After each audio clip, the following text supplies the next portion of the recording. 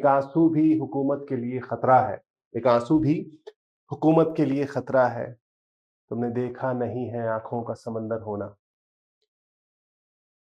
मुनव्वर राना साहब का ये शेर जब हम सीरिया को देखते हैं, और सीरिया को हम पिछले डेढ़ डिकेड में देखते हैं, पिछले 10-15 सालों में जब हम देखते हैं, तो शायद वहाँ के लोगों ने जो देखा, वहाँ के और दुनिया ने जो देखा कि कैसे एक आंखों का डॉक्टर, लंदन का पढ़ा हुआ आंखों का डॉक्टर जब सत्ता पर आता है, जब वो when he becomes the dictator and he you know he made and he orchestrated that massacre where unverified report says कि कभी 40,000 का फिगर आता है, कभी 75,000 का फिगर आता है, सिर्फ इसलिए ताकि जो अरब स्प्रिंग था, जो ट्यूनीजिया से शुरू हुआ था, वो सीरिया तक ना आए। लेकिन तुमने देखा कहाँ है आंखों का समंदर होना, वही चीज यहां पर वैलिड थी कि जब सीरिया में इस तानाशाही के खिलाफ, इस डिक्टेटरशिप के खिलाफ एक आवाज उठी, और वो लोगों की थी, वो आम जनता की थी। एंड अल्टीमेटली 8 दिसंबर 2024, 8 दिसंबर 2024, Bashar al Assad, and that was the fall of the Assad family. He left Damascus and he left for Russia. और यहाँ वो जो डिक्टेटरशिप है वो खत्म होती है। हम आज क्या बात करने वाले हैं, welcome to IAS origin, I am doctor Mohammad Zia, और आज बात करेंगे सीरिया में क्राइसिस की। आज बात करेंगे उसकी इम्प्लीकेशन, और खास तौर पे इस वक्त जो जियोपॉलिटिकल लेवल पे ईरान की पोजीशनिंग है, क्योंकि सीरिया और ईरान क्यों एक साथ थे, कैसे एक साथ थे, इसके बारे में जिक्र करेंगे, and how that is going to affect the whole Arab world politics। और जाहिर सी बात है, पूरी दुनिया हमेशा अरब वर्ल्ड, मिडिल ईस्ट जिसे हम कहते हैं, या हम अपनी तरफ से कहें, हम वेस्ट एशिया जिसे कहते हैं, उसकी तरफ कैसे बहुत ध्यान से और बहुत गौर से देखता है, क्योंकि दुनिया भर का ट्रेड वहां से जाता है। So in this today's video, we are going to talk about the Syrian crisis and its implications, especially for Iran, क्योंकि ईरान एक बहुत मेजर प्लेयर निकल के आता है। ईरान, तुर्की, सीरिया, जब हम इनकी बात करेंगे तो इराक, ईरान, सीरिया और फिर तुर्की, ये वो 4 देश जो बहुत कुछ इनके इर्द गिर्द चलता रहा पिछले कई सालों से मिडिल ईस्ट की पॉलिटिक्स में। लेकिन अब चीजें बदल गई, चीजें बदलती हैं with the collapse of the Assad regime, Bashar al Assad. His father was also आप कह सकते हैं डिक्टेटर। लेकिन आज से कई सालों बाद, या आज के दौर की जब तारीख लिखी जाएगी, आज के दौर की जब हिस्ट्री लिखी जाएगी, खास तौर पे मिडिल ईस्ट की, तो वहां आपको देखने को मिलेगा कि ये जो पॉइंट था 8 दिसंबर 2024 का जो दिन था, वो मिडिल ईस्ट की हिस्ट्री में एक टर्निंग पॉइंट आएगा, which was the fall of the Assad regime। और यहां पर ईरान को हम क्यों इतना ध्यान से देख रहे हैं, क्योंकि डिस्पाइट कि ईरान वेस्ट को पसंद नहीं है, बावजूद इसके हमने अगर हम इंडिया की बात करें तो हमने हमारे बहुत ही कॉर्डियल रिलेशंस रखे हैं ईरान के साथ। खास तौर पे जब हम बात कर सकते हैं पेट्रोलियम या ऑयल डिप्लोमेसी की, जब हम बात करते हैं तो हम ईरान की तरफ एक अलग व्यू रखते हैं। लेकिन बशर al Asad, he fled to Russia after, जो ऑपोजिशन फोर्सेस थी, जो रेबल फोर्सेस थी, उन्होंने दमिश्क को जो है वो 8 दिसंबर 2024 को कैप्चर किया, और ये 50 साल से ज्यादा का एक रूल जो है वो, जो 1979 से चला आ रहा था। और ये जो रिलेशन था, this Syria and Iran relationship, हम मान के चलते हैं 1979 से Syria has been a crucial strategic partner for Iran. बहुत इंपॉर्टेंट पोजीशन यहाँ पर इन दोनों की हो जाती है। ईरान के इन्फ्लुएंस की बात करें, ईरान की जब हम बात करेंगे तो दिस स्ट्रैटेजिक पार्टनरशिप किसकी, सीरिया और ईरान की, इसकी वजह से ईरान का इन्फ्लुएंस लेबनान की तरफ बढ़ता है, और यहीं से वो सपोर्ट करता है हिजबुल्लाह को। Now that Hezbollah and Israel and all that we know, the partnership is strengthened under Hafiz and Bashar. So Hafiz al-Assad, Bashar al Asad father, वो भी सीरिया के डिक्टेटर, और यहां से, और लेकिन यहां पर अब थोड़ा सा आपको मुस्लिम जो पॉलिटिक्स है ना उसको समझना पड़ेगा। ईरान शिया मुल्क है, मुस्लिम्स का जो मेजर डिवीजन है वो शिया और सुन्नी का है। यहाँ पर ईरान जो है वो शिया आप कह सकते हैं डोमिनेंस को या शिया रूल को रिप्रेजेंट करता है। जो जो भी रूलर्स हैं वो शियाइट्स हैं। ऑन द कॉन्ट्ररी अगर आप बाकी अरब वर्ल्ड देखते हैं, खासतौर पे आप सऊदी देखते हैं या ओमान, कतार, इस रीजन को देखते हैं तो वो सुन्नी है। इस पूरी पोजीशन में सीरिया बहुत ज्यादा क्रूशियल था, खासतौर पे 1970s और 1980s में, क्योंकि जो असाद फैमिली है वो अलावाइट्स। अच्छा, अलावाइट्स जो है ये ना पूरी तरीके से शिया है ना पूरी तरीके से सुन्नी है, ये बीच का सेक्ट है, इसमें दोनों के कैरेक्टर है। तो जब हसन अल असाद जो बशार के फादर थे वो उन्होंने सीरिया पे कब्जा किया, he was a military dictator, उन्होंने सीरिया पे कब्जा किया, तो उन्होंने दोनों को बारी बारी जो है वो अपनी तरफ करने की कोशिश की। उन्होंने कहा कि ठीक है, पहले वो सुन्नी रूलर्स के पास गए, उन्होंने कहा कि अगर आप हमें अपने ग्रुप में ले लेते हैं या आप सीरिया को या हमारे रजीम को सपोर्ट कर देते हैं तो हम ये मान लेंगे कि जो अलावाइट्स हैं वो सुन्नी है। लेकिन सुन्नी जो लीडरशिप थी अरब वर्ल्ड की खासतौर पर, उन्होंने इस चीज को डिक्लाइन किया। और इसके बाद हसन अल असाद जाते हैं ईरान के पास, ईरान के शाह से मिलने, और कहते हैं कि ठीक है। और यहीं से उन्होंने कहा कि अगर आप ऐसा कर लेते हैं तो हम ये डिक्लेयर करेंगे कि जो अलावाइट्स हैं वो शियाज हैं, या हम आपकी तरफ जो है अपना, क्योंकि उनके सेक्ट में अलावाइट्स में दोनों तरफ की प्रैक्टिसेस थी, शिया और सुन्नी दोनों। और इसी तहत जो है ये सेक्टेरियन डिवाइड में सीरिया और ईरान एक तरफ आ जाते। Now understand, so this is Pakistan, of course यहाँ पे इंडिया है, पाकिस्तान, ईरान, इराक, सीरिया, तुर्की। यहाँ पे जॉर्डन, ये सिनाई पेनिनसुला जो कि काफी कंट्रोवर्शियल रहा है, इसी को लेकर वॉर हुए हैं, और ये जो आपको येलो जोन दिख रहा है, सो यहाँ पर ये पूरा मिडिल ईस्ट का कॉन्फ्लिक्ट है, ये सिक्योरिटी आर्क है जो पूरा बनता है। यहाँ पर इजिप्ट, जॉर्डन और टर्की जो है इस पूरे में एक मेजर रोल प्ले करते हैं। ऑफ कोर्स जिसके पास कोस्ट लाइन है, जिसके पास एक्सेस है ट्रेड रूट का, वो भी इंपॉर्टेंट है। और जो ब्लैक डॉट्स आप देख रहे हैं ये वो है जहां पर ऑपोजिशन है। लीबिया की भी अगर बात करें, ये जो ब्लैक डॉट्स हैं, ये जो सलाफी ऑपरेंट्स हैं, ये आपको यहाँ पर दिखता है। तो एक कॉम्प्लेक्स सिचुएशन बनता है मिडिल ईस्ट का।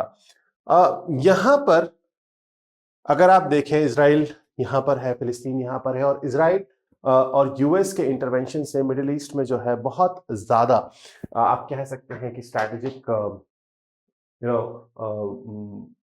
इनका नुकसान हुआ। खासतौर पे जब हिजबुल्लाह के जो की लीडर्स थे, हमने देखा इजराइल के ऊपर हिजबुल्लाह अटैक करता है, उसके बाद इजराइल जो है एक कंप्लीट ऑल आउट वॉर में एंटर होता है और हिजबुल्लाह के की लीडर्स जो है वो मारे जाते हैं। इन सब में एक मेजर और दुनिया जो है बहुत ज्यादा एक बहुत ही अजीब मोड़ पे आ जाती है जब जनरल कासिम सुलेमानी को मार दिया जाता है। इस पूरे प्रोसेस में revolutionary guards, Iranian revolutionary guards के लीडर जनरल कासिम सुलेमानी का जो है असैसिनेशन होता है। और अब यहाँ पर ईरान क्यों इंपॉर्टेंट है, आप देखिए, ईरान है और ईरान और इस पूरे रीजन के बीच इराक है। लेकिन अगर वो सीरिया को अपने कंट्रोल में लेता है या सीरिया के साथ उसकी स्ट्रैटेजिक पोजीशनिंग होती है, तो ये पूरे रीजन पे जो है ईरान डोमिनेट कर सकता है, बिकॉज एक्सेप्ट इट और not, Iran is a nuclear power. अभी भी जब ईरान ने इजराइल पर अटैक किया, मिसाइल्स दागे, इजराइल ने कहा हम रिटेलिएट करेंगे, अमेरिका ने कहा कि देखो सब कुछ करना, ईरान की न्यूक्लियर फैसिलिटी को टच मत करना। Things were going like this. तो यहां पर एक हार्डलाइनर सिचुएशन जो है वो क्रिएट होती है। अब क्या होता है, जैसे ही, अब देखो, दिस इज सीरिया, यहां पर क्या हो गया, यहां पर वैक्यूम क्रिएट हो गया। सीरिया में क्या हो गया, सीरिया में वैक्यूम क्रिएट हो गया, जिसकी वजह पॉलिटिकल वैक्यूम है। तो अब इधर से टर्की भी आना चाहेगा, सऊदी अरब भी एंटर होना चाहेगा, बहरीन और ये सारी जो है वो इस तरफ से। At the same time the supreme leader of Iran, क्योंकि ऑलरेडी ये मान के चल रहे थे कि सीरिया जो है उनका स्ट्रैटेजिक पार्टनर है, वो भी इस प्रोसेस में एंटर होना चाहेंगे। Saudi Arabia and UAE may engage with Syrian factions to counterbalance Iran and Turkey. और Turkish never like Arabs. Region Islamic history में जाना पड़ेगा क्योंकि the last time the custodians जब ऑटोमन एम्पायर डिसइंटीग्रेट होता है फर्स्ट वर्ल्ड वॉर के बाद, तो custodians of the holy mosques, the Mecca and Medina, वो टर्किश थे, वो तुर्की लोग थे। और उनके बाद जो है उनसे ये सारी चीजें जो अरब्स ने ले ली। तो अरब और Turkish are not on the same grounds. तो हर कोई देख रहा है, यानी कि एक तरफ ये जो जीसीसी है और sorry, so this Saudi Arabia and UAE जो है इस तरफ से काउंटर करने की कोशिश करेंगे, कहां, ताकि वो इस तरफ सीरिया पे कंट्रोल ले सके। ओके, इस तरह इन सब में एक प्लेयर और आ जाता है, ये जो यहां है इजराइल। और इजराइल के जो एक्शन है वो नहीं चाहेगा कि ईरान, जो कि अपराइटली दुनिया की सुने बगैर जो है वो इजराइल के ऊपर बम दाग देता है, वो सीरिया को कंट्रोल करे या उसका डोमिनेशन सीरिया में और ज्यादा बढ़ जाए, इन्फिल्ट्रेशन बढ़ जाए। क्योंकि अब अगर वो यहां आते हैं तो you see they are at, आप एक कह सकते हैं कि जो बफर बना हुआ है ईरान से यहां से लेके यहां तक का। और ये माना जा रहा है कि जब ईरान ने इजराइल के ऊपर अटैक किया था लास्ट, तो अभी कुछ दिनों पहले हुआ था, उसमें सीरिया को बेस उन्होंने बनाया। तो असाद वाज देयर नाउ। लेकिन इन सब में देखो, जब भी पॉलिटिकल कॉन्फ्लिक्ट होगा ना, इस तरीके का पॉलिटिकल कॉन्फ्लिक्ट होगा, ऐसी कंडीशन में आईसिस जैसे मिलिटेंट ग्रुप्स दोबारा री इमर्ज हो सकते हैं। ये भी एक जो एक्सपर्ट्स हैं उनका डर है। So this is Iran, Iraq, Syria, Turkey, ये पूरा जो है रीजन है। तुर्की का फोकस कहाँ है और उनका क्या मतलब, अब इसमें की स्टेक होल्डर्स कौन है? इसमें की स्टेक होल्डर सबसे पहले तुर्की है। तुर्की क्या कह रहा है कि उसका जो कर्दिश ऑटोनॉमी, जो कुर्द है, उसकी तरफ कंसर्न है। इराक जो है वो डोमेस्टिक और रीजनल कॉम्प्लेक्सिटीज को, क्योंकि इराक अभी इतनी स्ट्रॉन्ग सिचुएशन में नहीं है, लेकिन उसके नेबर में, उसकी नेबरिंग कंट्री में अगर इस तरीके का कुछ एक्शन हो रहा है, तो इराक, वेस्टर्न अलायंस की जब हम बात करते हैं, नेटो की जब हम बात करते हैं, तो वो नहीं चाहेंगे कि सीरिया जो है तो सॉरी, वो नहीं चाहेंगे कि सीरिया जो है एक वापस से एक बर्डिंग ग्राउंड बन जाए, organisations, militant organisations like ISIS and all. On this जो रशियन और ईरानियन एक्सपेंशन है, वो कोई नहीं चाहता, इधर भी कोई नहीं चाहता कि रशियन और ईरानियन एक्सपेंशन हो। कहां पर? खासतौर पे जो ये मेडिटेरेनियन सी का हिस्सा है, क्योंकि अभी ईरान दूर है, यहाँ पे है, लेकिन अगर ईरान यहाँ आता है, ईरान यहाँ सीरिया पे आता है, यानी कि उसे डायरेक्ट एक्सेस मिलता है, उधर से रशिया आता है, इनको डायरेक्ट एक्सेस मिलता है मेडिटेरेनियन सी का। और यही तो पूरी लड़ाई है कि मेडिटेरेनियन रीजन पे किसका डोमिनेंस होगा। सो ये एक और फैक्टर है जो हमको आने वाले वक्त में दिखने वाला है। Overall this is a watershed moment in middle east geopolitics, ये समझना होगा। अगर बशर अल असद, हम कंडीशन मानते हैं कि बशर अल असद जो है उसका रजीम खत्म हुआ है, इसका मतलब यह है कि ईरान का डोमिनेशन भी खत्म हुआ है। इसका मतलब यह है कि जो दूसरे रीजनल पावर्स हैं उनको एक स्पेस मिलता है आने के लिए सीरिया के अंदर। और इस पूरे प्रोसेस में जो सबसे क्रूशियल होने वाला है वो होने वाला है मल्टीलेटरल जो डिप्लोमेसी है, ये एक बहुत बड़ा रोल प्ले करने वाली है आने वाले टाइम पे। और हमें इंडिया, हमें क्या देखना है, हमें इसको बहुत क्लोजली ऑब्जर्व करना है, क्योंकि अभी भी फ्यूचर आउटकम अनसर्टेन है। हमारे लिए इंपॉर्टेंट इसलिए हो जाता है because of the oil diplomacy. So Iran, Syria, Turkey, Saudi, UAE, Russia, USA, हर किसी का इंटरेस्ट सीरिया में है। Thank you so much for watching. This was all about the Syrian crisis or the Syrian post, आप कह सकते हैं Asad Syria का, और इसमें ईरान और जो दूसरे स्टेक होल्डर हैं। मतलब हमने आज कोशिश की मिडिल ईस्ट की पॉलिटिक्स को समझने की, खास तौर पे सीरिया में बशर अल असद के जाने के। This is doctor Mohammad Zia signing off. Thank you so much for watching. Do visit IS Origin की वेबसाइट पे आप विजिट कर सकते हैं, और आप सीधे हमें कांटेक्ट कर सकते हैं इस फ़ोन नंबर पर, जहाँ पर आपको दूसरे कोर्सेज़ की भी इन्फॉर्मेशन मिल सकती है। And that was nice watching you. अगर अब तक आपने चैनल को सब्सक्राइब नहीं किया, do subscribe the channel, like button और एक छोटा-सा comment. Thank you so much for watching. See you next time. Till then have a great time. Stay safe, stay healthy. Thank you so much. Jai Hind.